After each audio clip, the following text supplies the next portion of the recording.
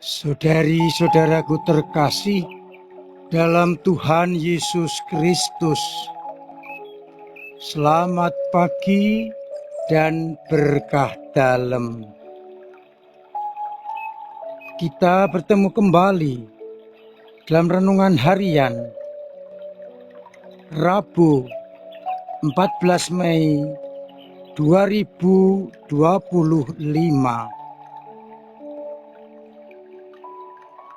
Seperti biasa, kita mendasarkan permenungan kita pada bacaan Ekaristi hari ini.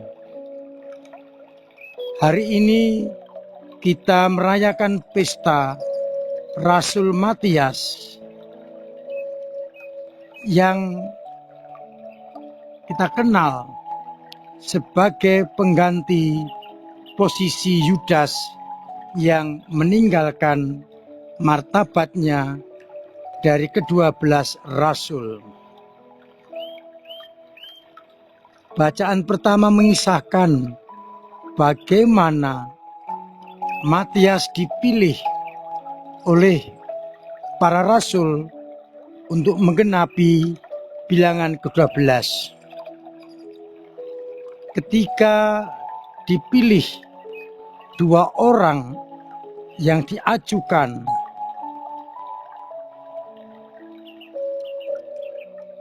untuk menggantikan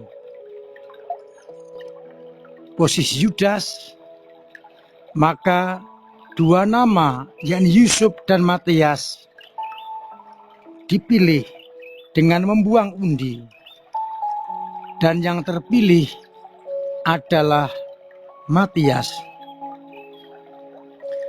Ada kriteria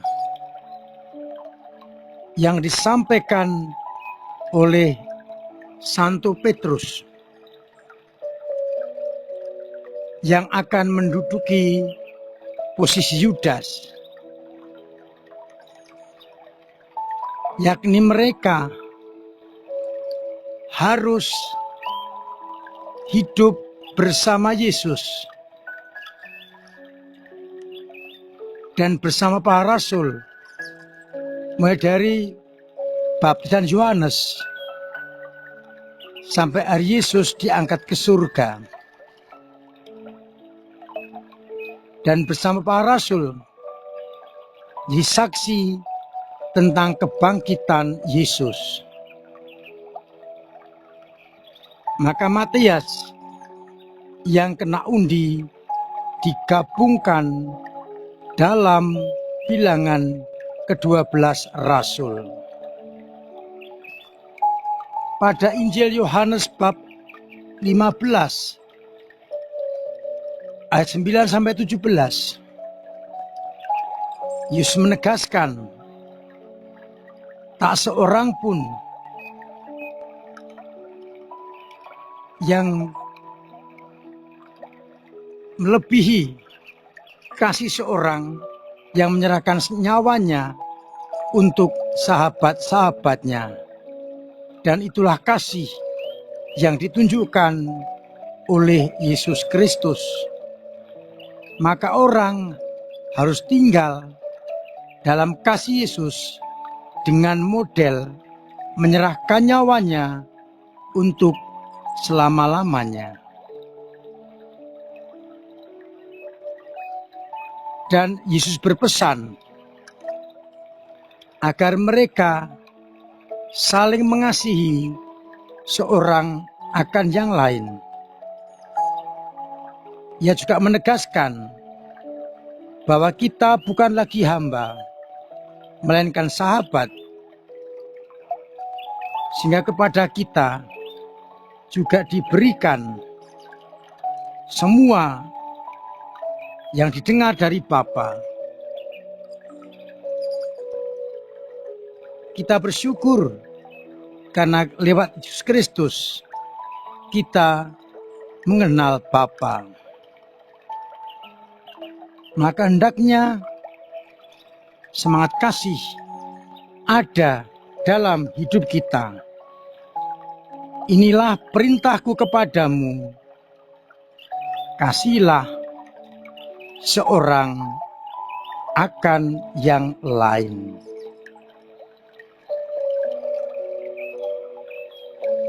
Saudara-saudaraku terkasih, bacaan-bacaan hari ini syarat akan permenungan yang menjadikan kita benar-benar menjadi anak-anak Allah. Ukuran menjadi murid bukan soal pandai, bukan soal hebat, bukan soal punya kekayaan, tapi ukurannya adalah mengenal Kristus, tinggal bersamanya, sehingga boleh dinantikan yang diwartakan adalah iman akan Yesus Kristus. Seperti syarat untuk menggantikan posisi Yudas adalah tinggal bersama Kristus. Apa artinya tinggal bersama dengan Dia? Yakni hidupnya dikuasai oleh ajaran-ajaran Kristus, kasih karunia yang dibawa oleh Kristus, sehingga dibutuhkan kesetiaan dalam iman. Kita pun bisa menjadi rasul Kristus kalau hidup kita senantiasa kita dasarkan pada hidup Kristus. Oleh karena itu, hidup dan karya-karya kita hendaknya kita bersumber pada Kristus itu, maka kita akan layak dan pantas menjadi murid-murid Kristus.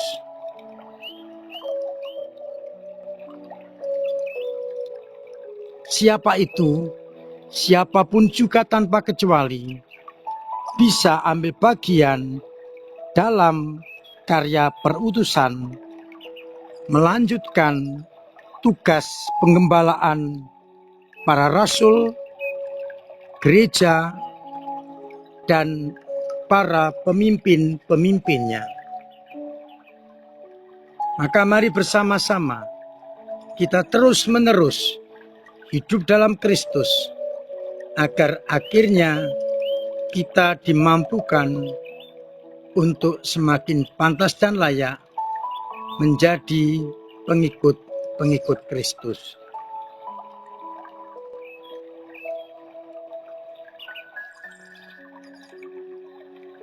Dari bacaan Injil, kalau boleh dikatakan, melanjutkan permenungan bacaan yang pertama.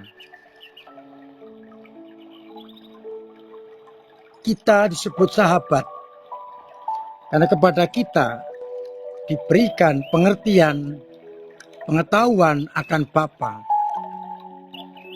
dan kita diajak untuk saling mengasihi seorang akan yang lain. Mengasihi tidak berarti hanya memberikan yang baik-baik tanpa menegur, tanpa memberitahu bahwa salah. Kasih itu bermodel Yesus Kristus. Kalau memang salah, harus ditegur. Yesus menegur Petrus. Yesus mengubrak-abrik bait Allah. Ini bagian dari bentuk kasih, agar orang berjalan dalam rel yang benar. Kalau menegur, menasihati dalam kerangka mengasihi, itu amat penting agar orang sadar akan kesalahannya. Oleh karena itu, kita mencoba mengerti bagaimana cara Yesus mengasihi kita. Tidak kasih lebih besar dari kasih seorang yang menyerahkan nyawa untuk sahabat-sahabatnya. Yesus membela kita sampai memberikan nyawanya. Bagaimana tanggapan kita? Maka mari bersama-sama kita mencoba menunjukkan kasih itu lewat cara yang paling tepat.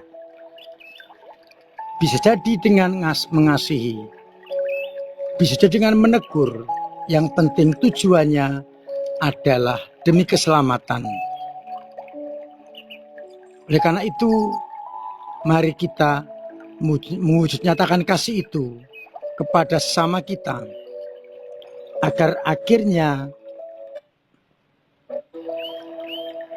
semua orang mengalami cinta kasih Allah. Biarlah kita dipakai oleh Tuhan menjadi alatnya untuk mewartakan kabar sukacita kepada semakin banyak orang. Dan akhirnya banyak orang menerima kabar sukacita, bertobat, dan diselamatkan. Tuhan memberkati kita sekalian. Amin. Marilah kita berdoa. Bapa yang penuh kasih, kami bersyukur atas sabda-Mu yang sungguh menjadikan kami semakin sadar bagaimana menjadi murid yang baik, bagaimana saling mengasihi, bagaimana menunjukkan kualitas hidup sebagai anak-anak-Mu. Kuatkan iman kami yang kadang lemah menghadapi dunia, kadang jatuh, kadang mandek, bahkan kadang hilang. Terus tumbuhkanlah iman kami, agar akhirnya kami tetap bertahan dalam iman. Iman kami tetap tangguh dan kuat.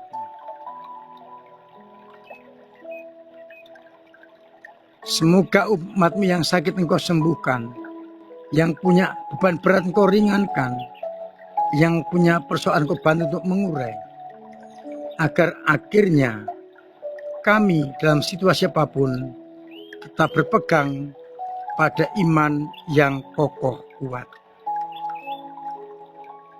Untuk itu, sertai kami dengan berkat-Mu sendiri, Bapa dan Putra dan Roh Kudus. Amin. Bapa yang penuh kasih,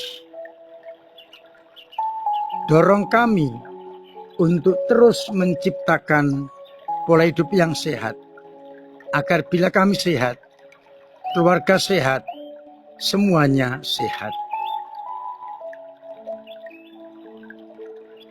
Terima kasih kami ucapkan kepada umat yang terus-menerus ambil bagian dalam pewartaan gereja, lewat doa-doa,